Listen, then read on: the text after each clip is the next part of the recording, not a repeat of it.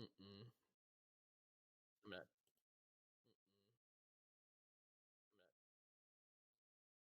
I hear myself very quietly, very quietly. I hear myself very. Oh wait, now it's better. Now it's better. Oh wait, now it's better. Now it's better. Oh wait, now it's better.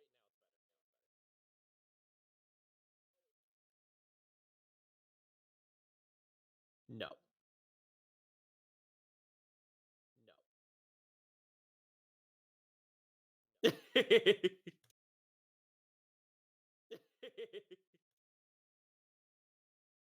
there's also a strange echo. There's also a strange echo.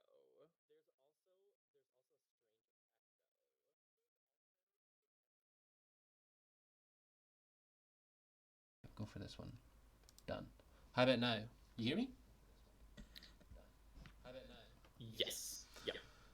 Okay, so the thing is because I'm streaming I'm watching Twitch. I'm watching myself to try and hear, and that's what the feedback is. So now I'm just gonna get rid of this pop up. Pause that, and that should be it. Okay, so how's that looking? Get rid of that. Good. I think that's fine. David, can you test for desktop audio? Can you talk? Yes. Yep, I can perfect. talk a little bit. Okay, I'm gonna go to the intro again now. Okay, cool. But I'm still being doubled. You're still being doubled? Yeah. Yeah. You are. Okay. How about now?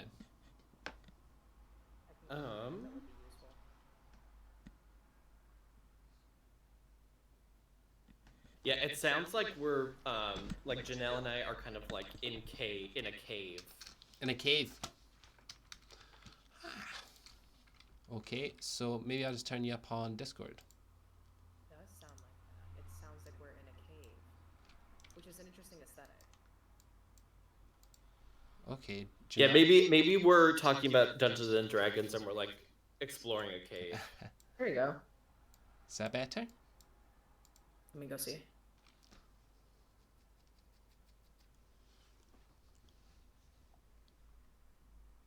Is it possible that the computer is picking us up both through Discord and something else? Oh, because you know why? Because I thought I was being clever in my MK format, and I put in an audio capture. So that's what that would be. Because I was trying to be clever. Okay, we get rid of that. How about now? That fixed everything? I'm gonna just talk for a minute and see if it fixes it. How about this? Can you still hear me? It looks like when we talk, we're getting picked up on both the desktop and the default. Mm-hmm. Oh, I see. Okay. How about okay? 1 sec. Okay, talk now. Is it possible for you to wear headphones? Oh my word. Hello. Maybe Hi. actually, I could go get. They're in my lollipop jacket. That would be good, and it'll still pick up the Discord going through to your headphones. Right. Okay. Cool. Cool. Okay, I'll go get them then.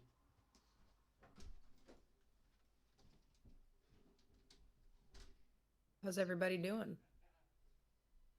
Oh, good. I just because my lollipop jacket's at the school, so. Oh well, it was working last time. It was fine last time. So you have no headphones? Oh, I just don't like wearing headphones. That's crazy. I mean, I'm just thinking about me. I have like 8 pairs of headphones. Like without getting up, I can reach for like 8. You have 8 pairs of headphones? That is more than I have. Oh, wait, okay, let me see. I've got 2. I've got like a set of AKGs that came with my phone because stupid new phones don't have a 3.5 millimeter jack, and I've got my Audio Technicas that I use for editing. I'm pulling them all out right now, and I'm gonna regale you all with all the details once I've got them all. Yeah, I'm sitting at a solid 2. I can reach 2 headphones from where I'm at. The ones on my head and my wireless ones. And I feel like that's a good amount. I agree. I Sounds tend a to think little better, by the way. like A little better. one consumer-ish pair that you use for your like day-to-day life, and then one like professional pair is a good Mhm. thing to do if you're doing streaming. I can't recommend the M50Xs enough, but I'm sure Eric has Eric's own audio preferences. David, did you see you were sounding slightly Okay, better? I got them all. I got them Yeah. all here. Okay, so Mhm. I'm wearing a pair of Sennheiser HD 299. One sec, let me just double check. 6XX HD 6XX. Okay, which is basically a 650. Which is a really nice studio microphone or studio headphone.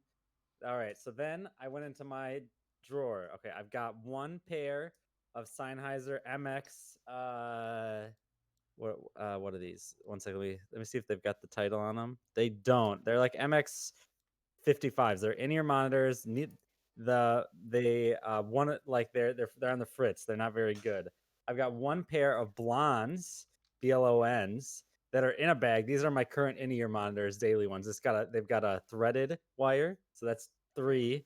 Then I've got a pair of just really janky Sennheiser. They're like this white whatever, but it's cat chewed through them, so that only works in one ear. So that's 4. I've got a pair of Sennheiser 59 HD 598s above me, resting on a shelf, which used to be my daily over-ear monitors. And then I've got a broken pair um of one more, so that's 5. And then I've got a broken pair of headphones in my drawer here that are in a bag that I was supposed to ship off to Las Vegas because the sound just stopped working in one ear, and they said that they would give me the refund. And those were like $50 headphones, and I just never did. So most of these are busted in some way, shape, or form. But 6, I got 6, which is close to 8, what I said. And maybe if I searched a little harder, I might be able to find some more. I bet you have some old ones. I've got a pair of Razor Krakens sitting in my What do you think? Oh wait, closet. I didn't count one. I got some CX200s here. That's 7. The bass boost. Yeah, I literally had them sitting in the pile of wires right here. I should tell everybody that we are live now, even though we Yeah, have yeah. the Yeah, not This was we're a we're sharing this really with good Matt. way to start the stream. Of course, Trisha, you think Sennheisers are great. You're German, right? Not that you could disagree with a product that your country makes. Uh, Yeah, guys, I think WMDs are great. No, I'm joking. Oh my god. all right, let's get the show on the road. Yeah. Well, does somebody want to give the land statement before I begin? I don't know it, but I know it is a feature. I got it. Nice. Pinned messages in a different pinned messages. In the general. Okay, there we go. Sorry. We acknowledge that in Milwaukee, we live and work on traditional Potawatomi, Ho-Chunk, and Menominee homelands along the southwest shores of the Michigamme, part of North America's largest system of freshwater lakes where the Milwaukee, Menominee, Kinnickinnic rivers meet, and the people of Wisconsin's sovereign Anishinaabe, Ho-Chunk, Menominee, Oneida, and Mohican nations remain present. Okay, thanks, Eric. Thank you for that. So, we are here for coffee break. I'm Matthew Carricker. I'm a PhD student at the University of Wisconsin-Milwaukee in the anthropology department there. And I'm joined today by some of my colleagues from Serious Play. Eric, why don't you go first? Eric, PhD candidate, UW Milwaukee. I like to play video games, and I like to play D&D, so this is the stream for me. Perfect. I'm David, and I'm a PhD student here at UW Milwaukee, and I've never played D&D, so this will be interesting for me. Ooh. My name man. is Janelle Malawong. I'm a second year PhD, and I too have never played D&D. That is mostly true. I am Ren. I'm a first year master's student here at UWM in the English department, and I just accidentally, unironically ooh-wooed, and I hate myself now. Thanks. So, it's been a whole month since I gave the last stream a lunch zone where I showed you guys some stuff that I'd made in Google Sheets. And I finished that stream by showing a public sheet, a library, where through that the system of the dungeon generator, people could post rooms, and they're all sort of in a sort of row of data that other people can copy and paste into their dungeons and use, you know. And I never intended it for it to be a popular success, but it was more like a prototype, you know, trying to put a concept out into some material form just to see how it would happen. And so today's stream is an extension of that, looking at something more complex that I developed during Lockdown 2, UK Lockdown 2. And it's a program I've developed, and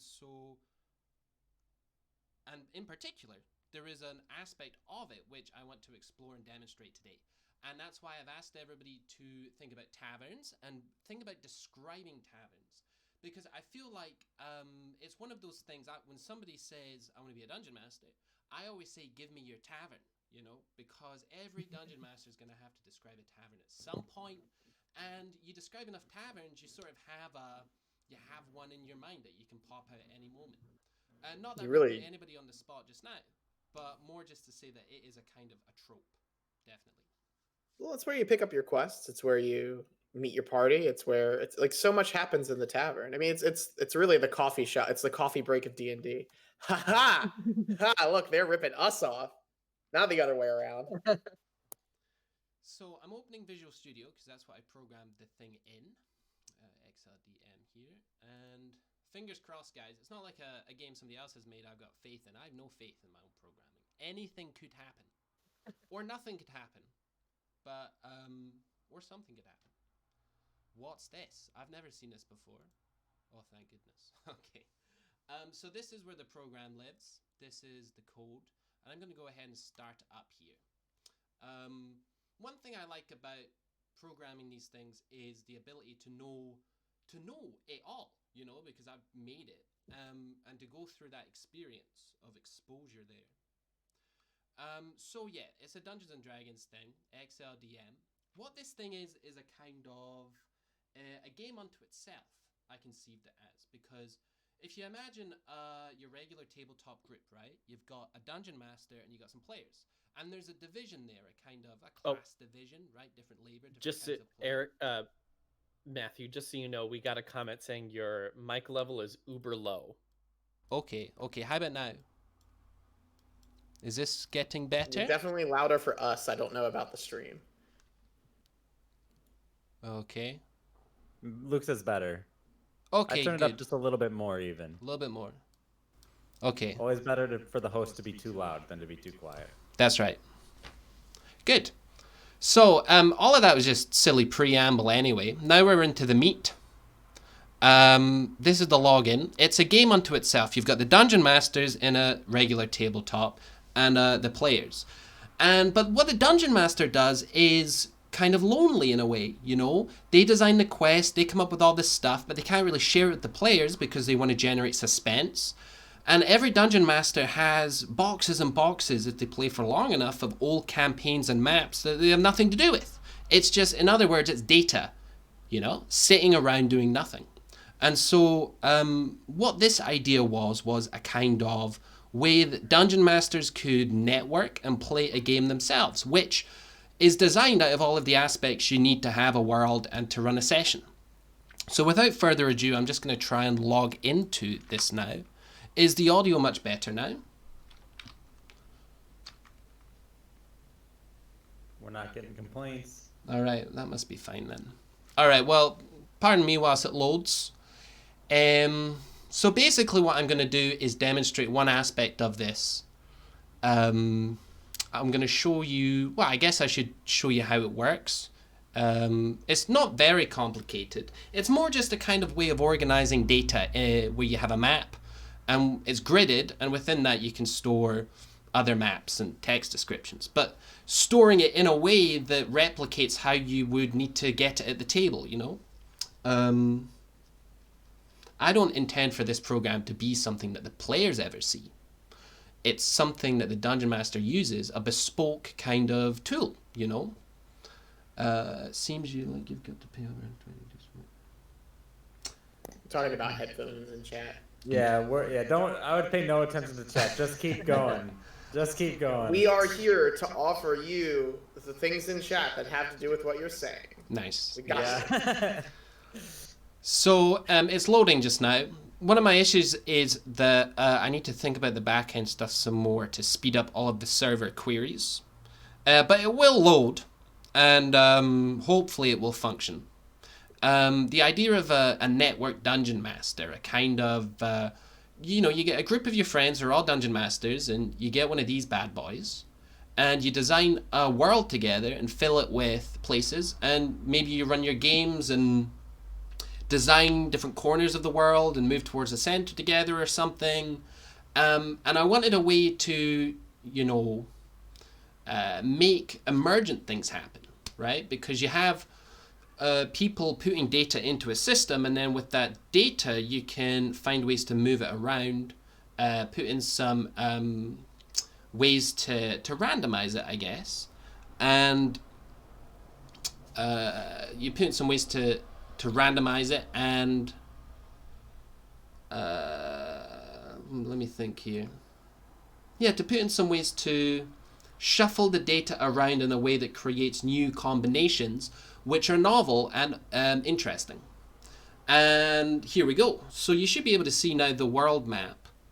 And this is made up of equally sized squares. And I've painted the different colors to make it look like a terrain, a world that I run my campaign in. And each of these squares you can have, cut different colors and then label them. So I've sort of labeled locations in the world. And within each of these squares is another map, which is that region. So a kind of mapping thing there. And if we click on something, let's click on Grungledor. So we click on this, and our storyteller should come to life here.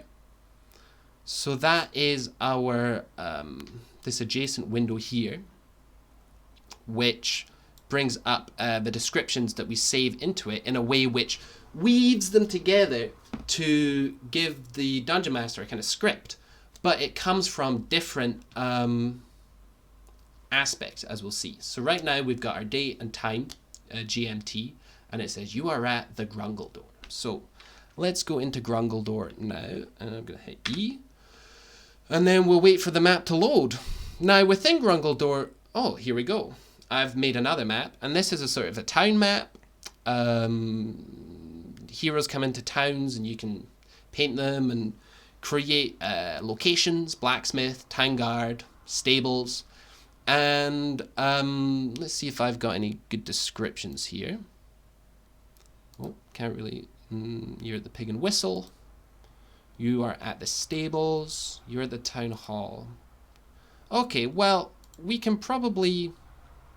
I'll show you how to add some descriptions here then. So, we go to locations, and it brings up, we're at the Borton Man Cave. Now, one of my characters in the campaign in the past was kind of like living on a farm, but he'd moved out of his parents' house, but hadn't found his own place to live, so he was living in an outhouse, and it had become a bit of a man cave. So, what you would do is you can store text here in these boxes, and I can say, hello, stream, right? Let's do that. And I can hit save tile. And minimize this. And now it's given us something back. So we have a description here. You are at the Borton Man Cave. Now what it's done here is bring in, well, firstly at the bottom we have hello stream, which was the text that we put in, right? So that's come up here in the second paragraph. The first paragraph, however, comes from another system, right? From which the storyteller weaves together descriptions. So if we go to effects, right? I have a list of effects here. And the ones that are weather, so May dusk, May sunshine, winter snow. If I go to this drop down here, I can change the different saves of the weather. And so if I go from Borton Man Cave to Stables, we should be able to get, okay, nothing. But if we go back to Borton Man Cave, it should say, okay, it does not say anything. But, so the idea is it changes the weather there. Let me try to go back in one more time. There's a weird thing with new, so let's try changing the description again. So hello stream, let's turn it into a farm outhouse of large stones and wooden door. Right, let's do that. So now we save tile. Aha, now have a look here, stream. You're at the Borton Man Cave. Summer dusk descends. That's our May dusk weather effect. It's come and is woven in. And then we got a farm outhouse of large stone and wooden doors. So, yeah, so what I want to say here at this point, what I've demonstrated so far, is the way that I'm not making a program where you just write and write and write and write. This is one that breaks down descriptions into nuggets. Little haikus, say, of a, and then it's going to organize them into a script, which the Dungeon Master can read and then just go with.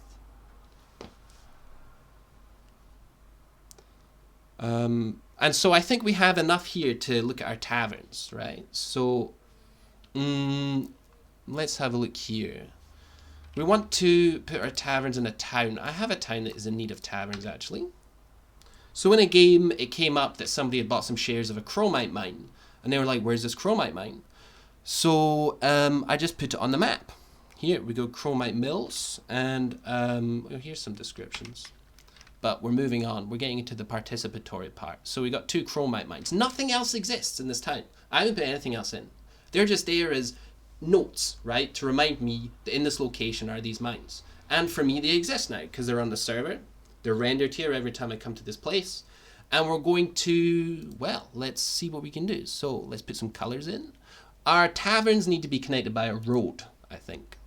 So we take off the paint lock and we're going to put a little road in. Now we can drag our road. That should be enough for the demonstration purposes. So we're going to put in our icons, which are going to be our taverns. Use dark red. And to demonstrate this, we're going to need about 3 different tavern descriptions. So let's have a look. So what we're going to do is bring up our location editor. And this is blank. Nothing's here. So we're going to call it a tavern. Now, did anybody bring a polished tavern concept that we can use for the demonstration?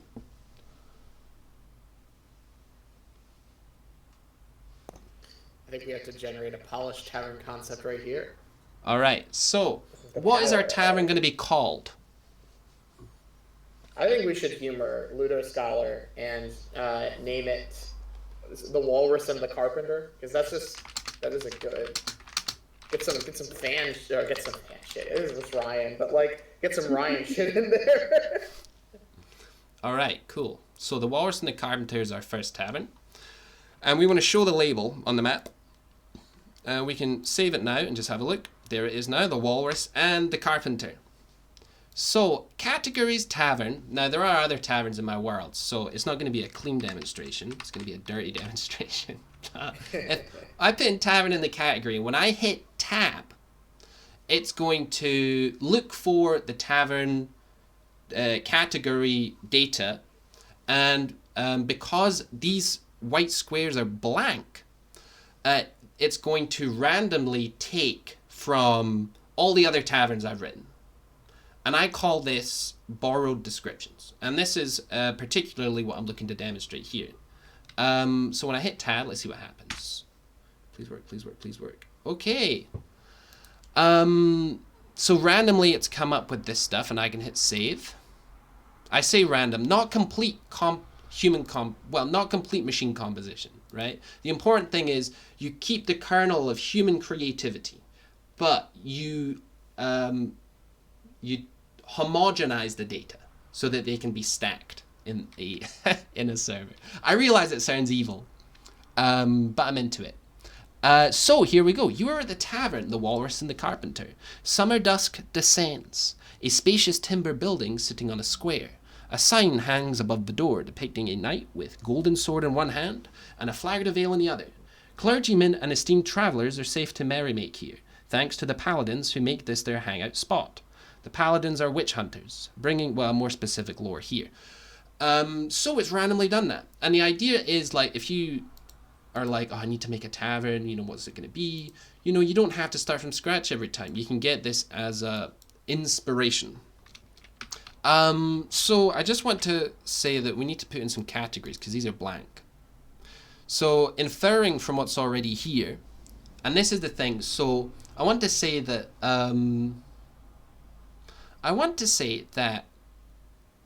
whereas we're doing taverns, this approach can work with any square, any category, any user-made coalition of data, in other words.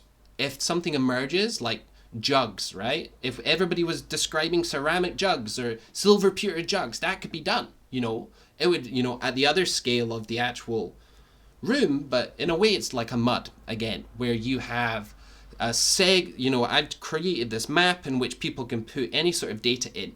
But the whole point is we're shaping the kinds of determinacy that each square can hold in a way that's reflexive on the users. And so this is best demonstrated with these questions. So with a category, right, what does the tavern look like? We'll put that in. Next, we want to put what signals that this is a tavern. Good question.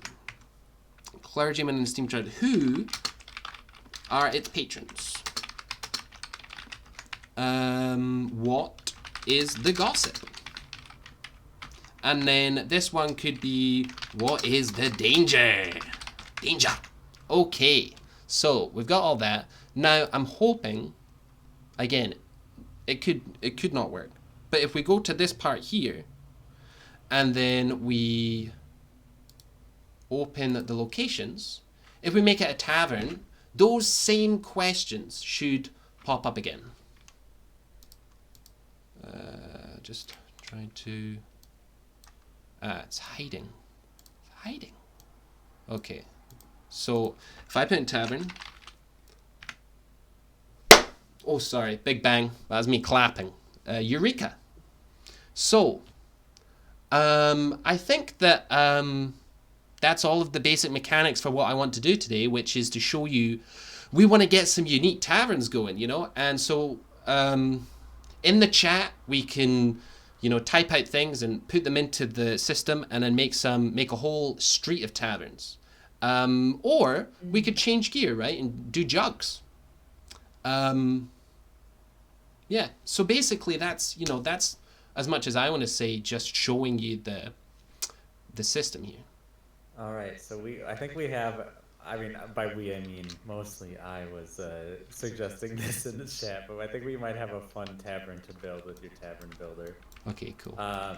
So here's the pitch. Okay, it's a tavern where it's kind of like everything's like got an outward facing or inward facing like balcony. Okay, and like it's multiple floors high, and all of the wait staff are flying creatures like Aarakocra, and like so you know. It's like, you know, let's say it's like 4 stories tall, right? And they just fly up and give you your beer, and like then you can look out from the balcony, right? That they deliver the food from, and then like the back end is all the stairs. And then we also thought it would be cool if it doubled as like an Aarakocra like mob bar, because because I joked that someone could be thrown off from the highest thing, right, and be killed, right, by the mob boss who rests at the top of the bar. That sounds like a great idea. And I think the name, I was trying to think, it's not a cage, but when birds are kept in an open room, you know? An aviary? Yes, thank you, Janelle. Okay, so it could be, so it can't just be the aviary, right? We got the acrobatic aviary. I don't know. I'm trying to think. That sounds like a Lemony Snicket novel, and I'm here for it. Yeah, acrobatic aviary. Go for it. The thing is, there's no wrong answers at this point. Ooh, that's a good tavern name. Was that Alabaster? I'm gonna be contracting David for work in my D&D campaign. And that way, when the birds poop, you can't really see it. Smartest person I know, David. Do Aarakocra just poop like birds? Like, is that how that works? Yeah. Oh, okay, so that's how they get that many extra That's how it attacks. works.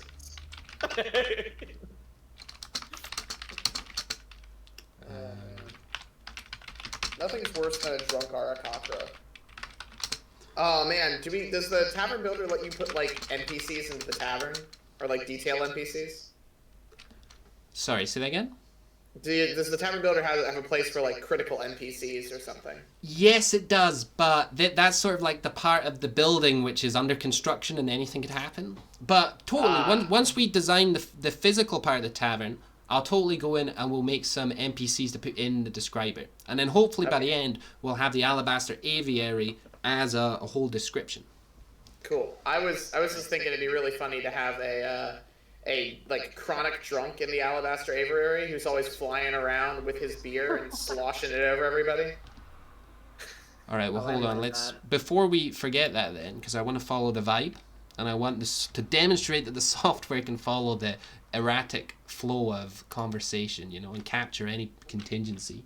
Let's go into people. So, okay, so oh no, we can put it in as an effect simply for now. Yeah, I would say he's a feature. So we can say yeah. So MP category NPC. There's none other like that. So the name is Aviary Drunk, and the location ID. Okay, so what we need to do is set the location. Do you want like a name for him? Because I'm thinking Bernard the Washed Up. Oh, that's hilarious. All right, so it should have auto-filled our location ID. Ooh, I like that he's a buzzard. That's interesting. Yeah. And That's good. sorry, are there textual descriptions to steal from the chat? Some kind of buzzard character just roosting here. Okay, cool. So the description is what we actually want to come up, right? So we could say there is a deleterious buzzard drunk laying with a bottle in his claw, right? Okay, and number of actors. So this is sort of designed to be a physical effect that people do, but we put in 1, and then we put in oh no, we don't, because we don't want to, because it assigns NPCs to effects. But this is all advanced, and I don't want to go into this today. But this should show up now in our thing if we save the effect. Yes. Now, if we save this, right, and if we open up,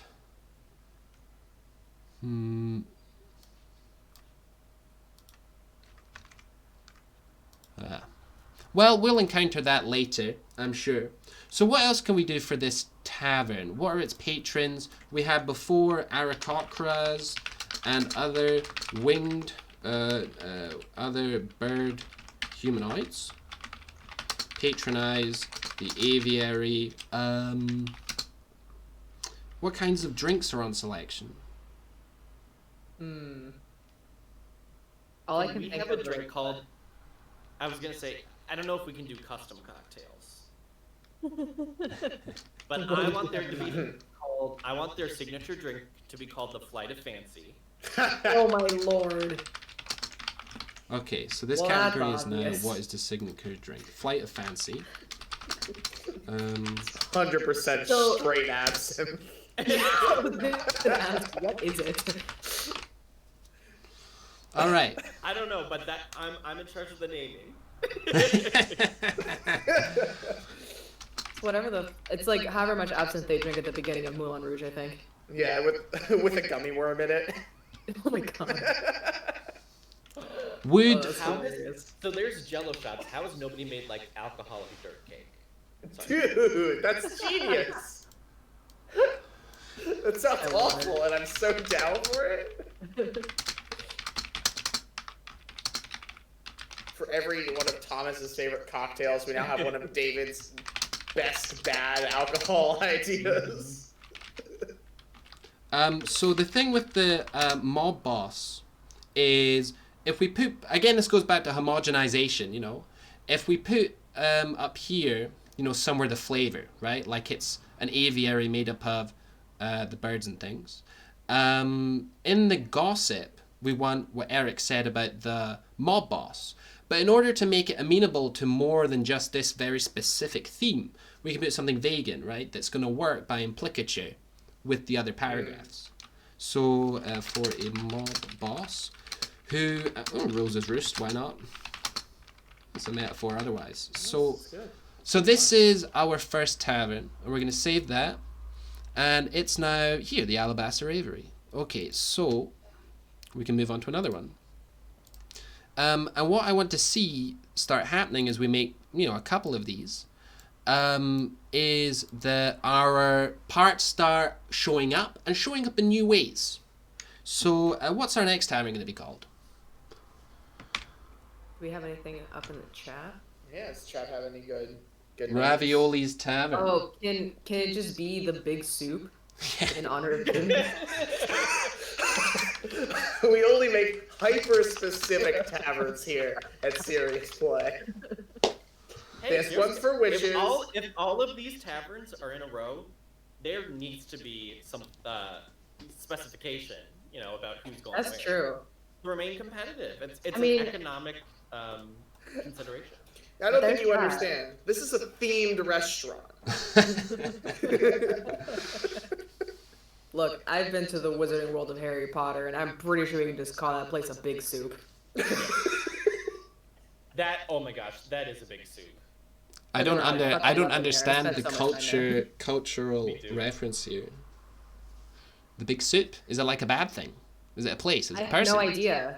No, I just saw a tweet the other day that said, "I like it when the witches make the big soup." It's so good. Because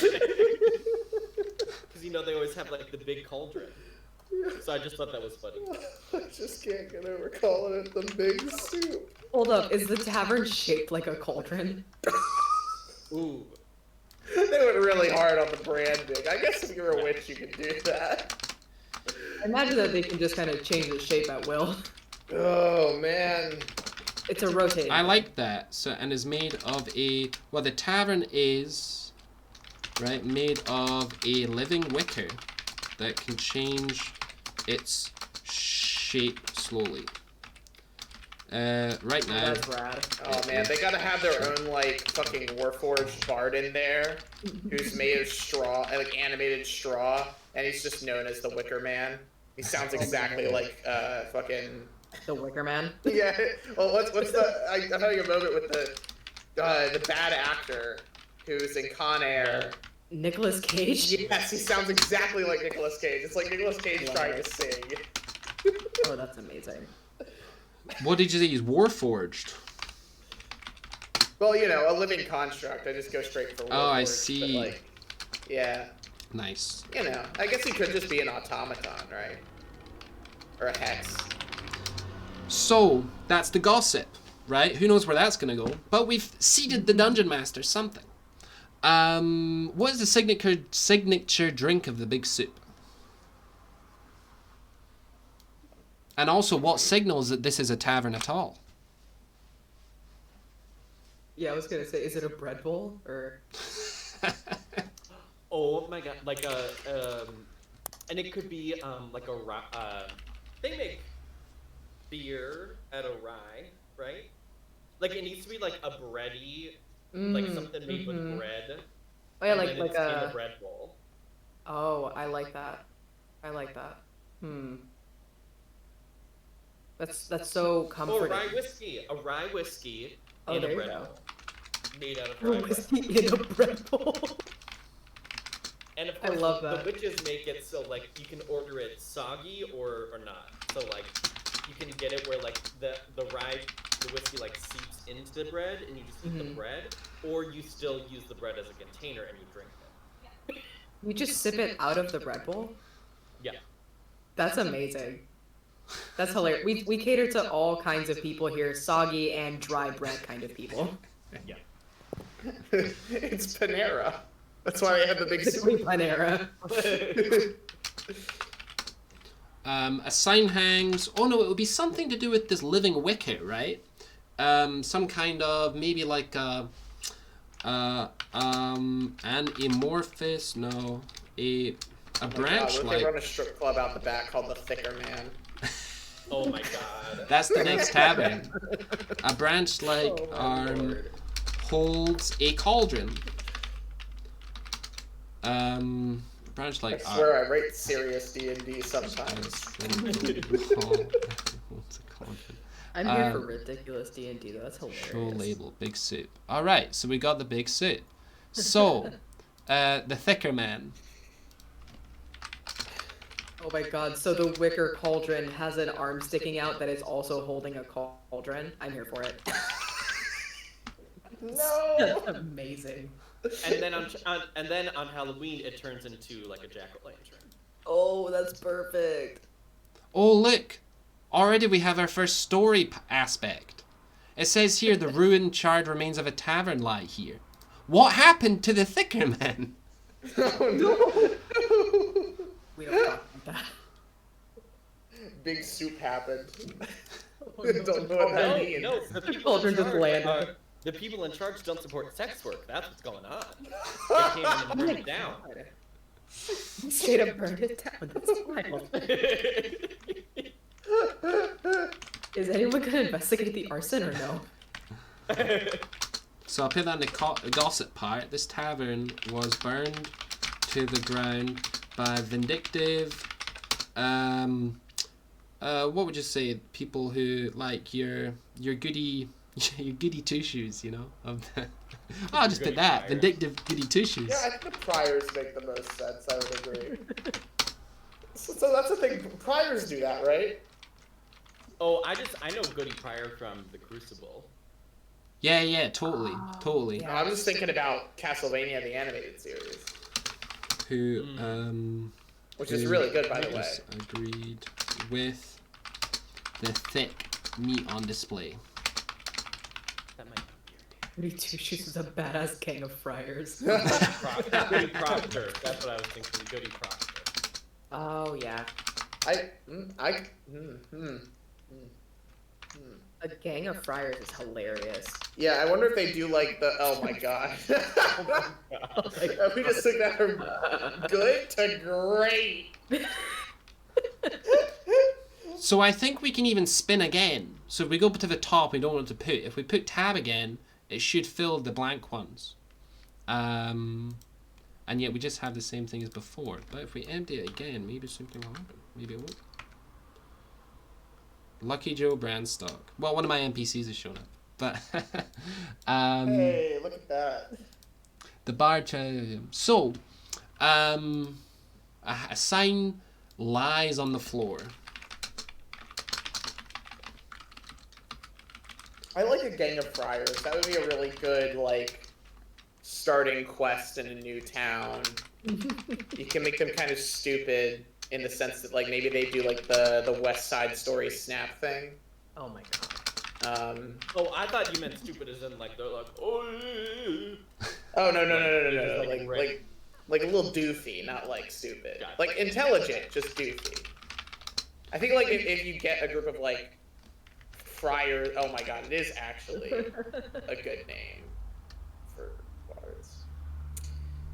That's Hey man, the bard only D&D quest is a bit of a cryptid, but it does exist. All right, the cocktail's going to be called Friar Fuck because Little Scholar Yep. wrote that down. Yep. That's also a straight shot of absinthe. What is it with this town and absinthe? You seen the cauldron? What do you think?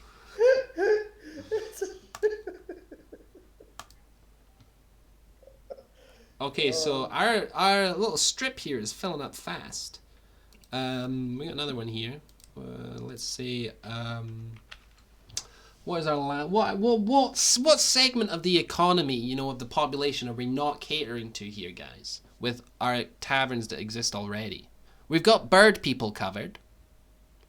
We've got witches, and we have our intrigue tavern. What do we have a tavern for the arsonists? Yes. We know they exist. They must have their own place. To So a drink. CD tavern. So is this a flammable or not flammable tavern?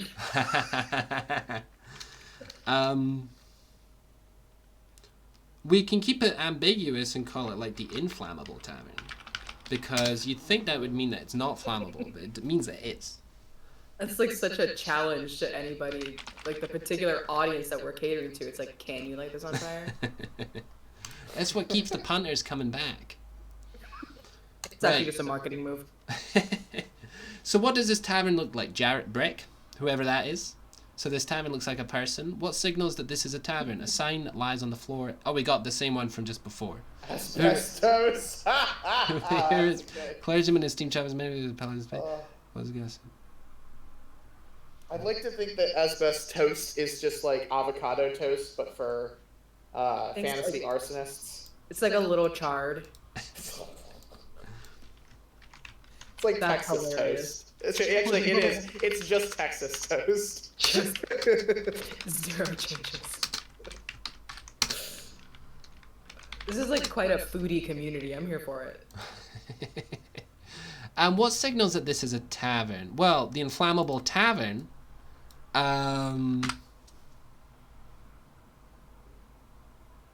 Would signal that it's a tavern from maybe from the drunks.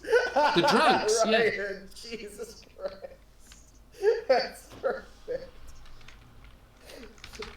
Oh man. The critical part of the context. Yeah. I like the. I was just gonna say I like the idea of the inflammable tavern. Like, in order to get everybody out at the end of the night, they just light it on fire, and they're like, "You gotta get out." Oh I man, like it's the that. ultimate pop-up shop. yeah, Yeah. pop-up tavern. I'd like to think that that the entire place is also an anti-magic field, because you have to put some effort into burning it down. You can't just cast fireball. Yeah. Oh wait, you know what it reminds me really of funny. is in Sweden they have that effigy of a straw bull every year in Helsinki, I think. And every year somebody burns it down.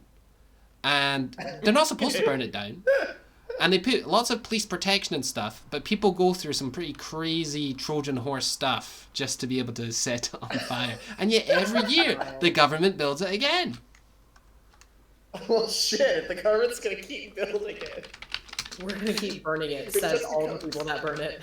One-upsmanship at that point, doesn't it? Like, that'd be, I don't know, I imagine the same thing would take place rightfully if the government just decided to build another statue to Christopher Columbus in Richmond, Virginia. They just throw him into a bigger lake. Oh my god. Yeah, they threw him into the lake in the park, but I think, like, if you kept doing it, they'd slowly just start throwing him into deeper parts of the James. So was it mentioned that the arsonists were clergymen?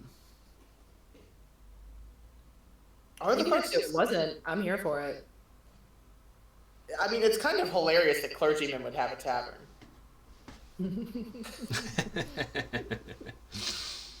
I played oh gosh, what game was it?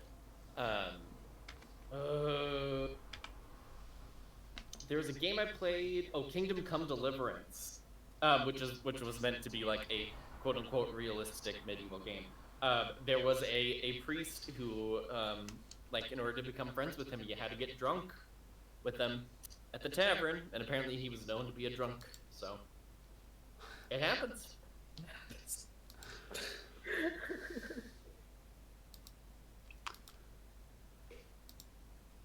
It's just when it'd be a good thing to have a horse, you know, because horses can take you home when you're drunk. They can legit do that. Name me a car that can do that. So, other D&D players, please answer this bad question from the last D&D session I was a part of. Is a centaur close enough to a horse that you could prestidigitation a centaur into looking like a horse? No, prestidigitation isn't an illusion spell. Uh-huh. But could you minor illusion? No, because minor illusion isn't. Can't move minor illusion and stuff once you make it. So basically, you could do it if the centaur stayed exactly still. Maybe. I think disguise. Could you disguise self a centaur as a horse? I think yes. Okay. That's as good. I like this answer.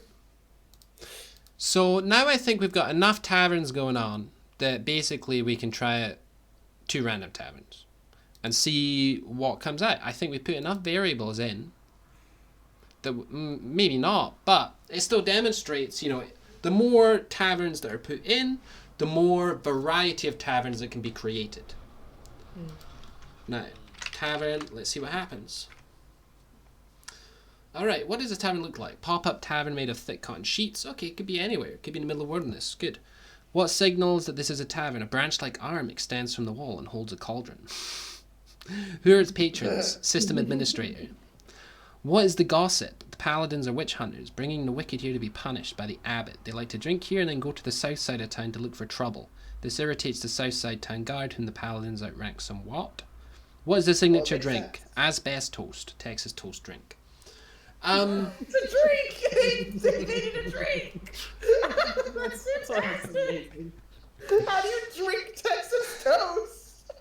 You put it in a fucking blender!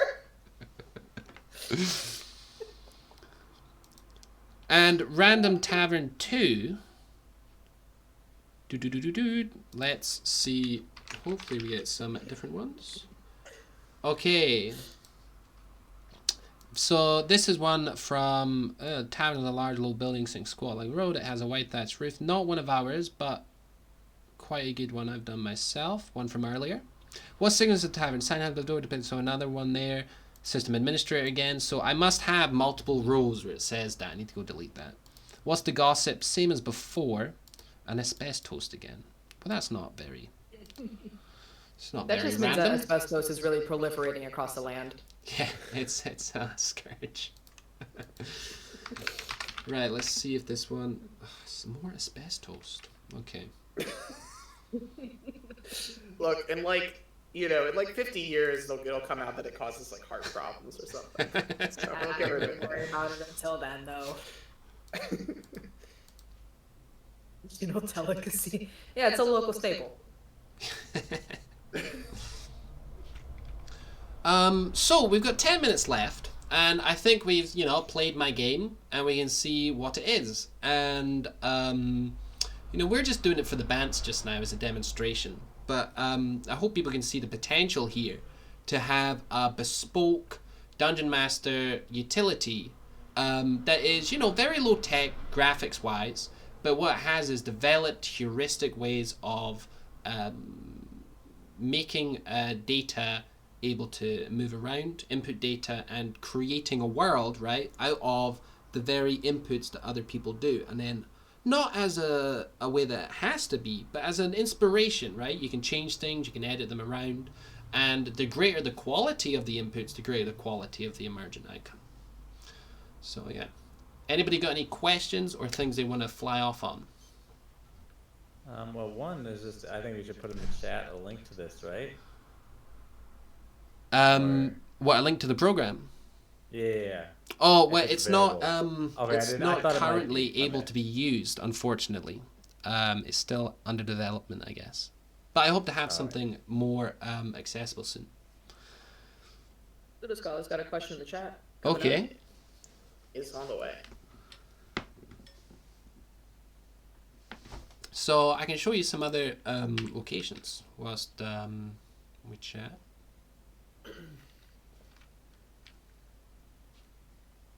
So Stony Bridge is a good one. So we want to get rid of the location editor because it slows us down somewhat. Using our storyteller. It's our effects. We don't want that. So where's our storyteller? It's here. Hello.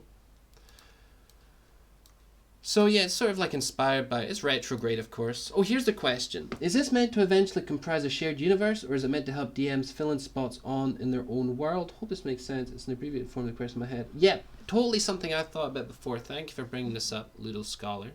There would be two modes, right? There would be sort of like, or a kind of Minecraft server approach where you can, make something that's totally local to your computer. You can have a thing that you do with a couple of friends, or maybe like public ones, but it's not so much but it's textual, right? It's textual because it's supposed to be used to have role-playing experiences. It isn't to replace your game, but what it does is it makes you able to prepare in a networked way that in itself can be its own game. I didn't think about this the first time you kind of showed this to me, but it also presents the possibility of having, your players come up with, answer some questions about places that they've been and their backstory, and then putting those into the world. which would be really interesting. Just because then the players would know, okay, well, this is around, but not what the DM is going to iterate on there. Right, yeah, totally. It opens up, it's a way of, I guess the way I think about it is the Dungeon Master is, currently an untapped silo. That's what, if I was a stock trader, I would say, like a pension pot that's not, being liquidated and sold for shares. You got the Dungeon Master, and they're an untapped wealth of creative input, and if you can network a group of Dungeon Masters and create a way in which they can work together in small broken down ways to build a world together, then who knows, what that does is it, like before I was talking about structures for having different kinds of games, a kind of digitization which goes in this hybrid kind of open-ended way. I think the other thing like the one time you showed me this a while ago, was that I still feel like it has that kind of like Xanadu like potential where you can have so many D&D worlds all linked together, and you can trace across all of them in this really interesting way, even if it's just bits of information passing back and forth and not full access to each world. Right, yeah, totally. Yeah. I mean, if you can... The DMCU. It's... I guarantee you there's a podcast named that. Oh my god, you're probably right. It's I mean, the thing is if you had one of these things, right, and Dungeon Masters did use it, you would have so much data to store, right, and organize. But what would you organize it as? I mean, everything has a category, right, in this system, in this syntax. But it would be like Reddit in the way that you would have emergent popular, or Twitter, you'd have emergent popular categories, maybe. Maybe everybody, because it's Christmas, starts putting in Christmas categories, and then these start popping up. And so you can put them into your world, and then, where can it go from there is a way to... And so this is a way to have a wider conversation about the kinds of, I guess, digitization. I said before that kind of metaphor about stock trading. I kind of mean it in a way, because what this can do is it can open up that creative process, which millions of Dungeon Masters are doing, and find a way to tie them together in a way that works for Dungeon Masters, but also creates a large bank of self-regulating data. Oh, Ludo Scholar, go get vaccinated. Totally. Ugh, I have been under the weather for the past day from the vaccination. So happy I got it, but it was rough. Is it really that bad? I've been trying to skip mine penciled in. I think everyone has a different reaction. Yeah. I react to the flu vaccine too, like worse than most people would do, even though I'm not like a particularly sickly person, so just depends. I'll just quickly show you that NPC generator with an NPC that I have, just so you can see it. If we go to search NPC, bring up one that's already made. We click on this, it should appear.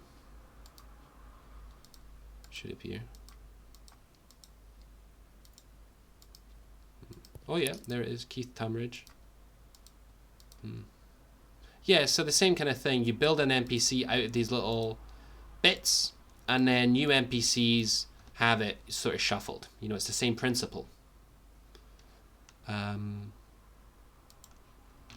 Yeah, I mean that's it, guys. I mean, good stuff. This is awesome. Thank you so much for sharing. Yeah, this is a really cool little app. Thanks, guys. Yeah, I'm hoping to keep developing it and hopefully get some servers going soon. So watch this space, I guess. This is super cool. Having never played D&D, this was really fun. We gotta get you in on a D&D game sometime, Janelle. We shall see, fam, but this was super fun. All shall play D&D. All shall become obsessed. I'm not saying like a campaign. I'm saying like a one shot, just a fun time, fun evening, of role playing, not like commit to 3 hours a week for the rest of your life or anything. Yeah, the 100-year D&D session. What's my funny word. is the way people talk about D&D. A lot of times, it's like it feels kind of like a cult. I mean, in It some does, ways, in a good way, but like it does. but in a good way. But it's just funny. I know it's not a cult, but it's funny. It's like, well, just do this one little thing, and then that just snowballs. I just like I'm not saying spending that's the what you're doing. hours. It's just funny. I just like hanging out with people. That's what I like about D&D. Hell yeah. And I like to have some structure. Well, it's There's funny also that reason I you like the cult I'm in. it's funny you say that about it being like a cult, David, because there's a book written by an anthropologist about the Satanic Panic, and at its core, he says that it's not so much that D&D is like a cult, but cults are like D&D. And cults, or like the kinds of, who were the people who were most critical about D&D? Televangelists, right? So it wasn't that D&D was like a cult, like a religious thing. It was like televangelism was just like a D&D, and so it sort of became something that they were critical of, I guess. An interesting book. I can't remember what it's called or where it is, but there you go. Well, I think that's the end of the stream. I think that's the top of the hour. So thank you everybody for coming and listening to me. Thanks. And yeah, really good stuff. And hopefully I'll be back soon to continue this saga. Woohoo! The saga will continue.